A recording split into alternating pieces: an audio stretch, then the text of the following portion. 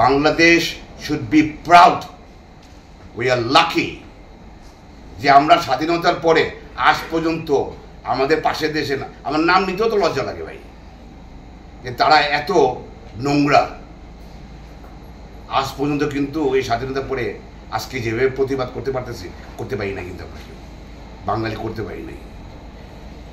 যারা মনে করেন যে আপনারা বাংলাদেশের নাগরিক, আপনি এখানে ভালো লাগে না, যে আপনি পাশের দেশে ভালোবাসেন, আমি আপনার কাছে হাত ধরে অনুরোধ করব, আপনি দয়া করে চলে যান, আমাদের দেশটা নষ্ট করেন না।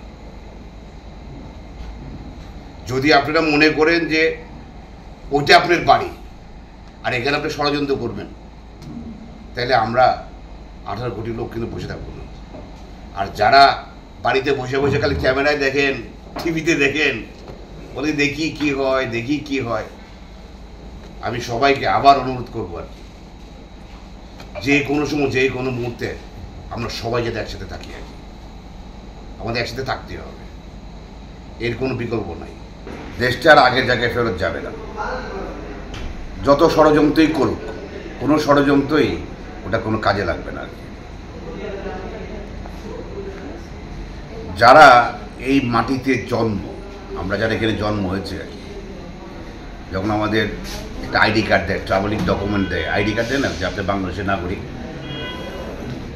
আমি আমার বাংলাদেশের নাগরিক প্রতিটা মানুষকে আমি বলবো আর কি, দেশ মানে কি জানেন? মা। ষড়যন্ত্রকারী যারা ষড়যন্ত্র করতেছেন, আমি তাদের স্পষ্ট একটা কথা বলব, আপনি দেশের সাথে ষড়যন্ত্র করতেছেন তা না, আপনি নিজের মার সাথে ষড়যন্ত্র করতেছেন, আপনার বাপের সাথে ষড়যন্ত্র করতেছেন, আপনি নিজের পরিচয়ের সাথে ষড়যন্ত্র করতেছেন। আল্লাহ আপনি দোজখও জায়গা পাবেন না। এখনো সময় আছে যে আপনারা ভালো হয়ে যান। বর্তমান সরকার, আমাদের প্রধান উপদেষ্টার প্রতি আমার স্ট্রং ফেইথ যে দেশটার আগের জায়গায় কোনোদিন ফেরত যাবে না। দেশটা পরিবর্তন হয়েছে, এই পরিবর্তনের দেশই বাংলাদেশ বিশ্বের উপরে মাথা উঁচু করে দাঁড়াবে আর কি।